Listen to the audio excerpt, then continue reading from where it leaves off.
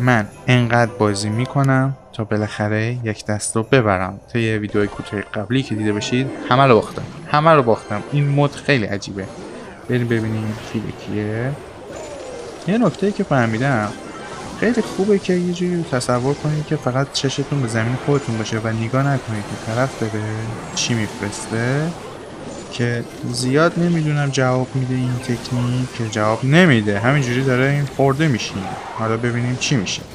البته باید تا آخر بازی رو دید بعد بشه نظر داد که آیا جواب این تم که به اصلا چیزهایی که تعریف رو به روت میفرسته نگاه کنیم یا نکنیم. چون من الان دارم نسخه پایین صفحه خودم نگاه میکنم و جفت خونمون رفت. خیلی خوبه، خیلی خوبه. من خیلی خوشحالم، واقعا خیلی خوشحالم. البته این بر یه توده از نیروهای عجیب غریبی رو درست کردیم که هیچ کارش نمیتونم بکنم. بعد باید از فریزمون استفاده کنیم، بعد ببینیم چی کار میتونیم بکنیم. به نظرتون آیا ما میتونیم دست رو ببریم؟ اگر به نظرتون میتونیم ببریم همین الان بزنم آره برنده میشه.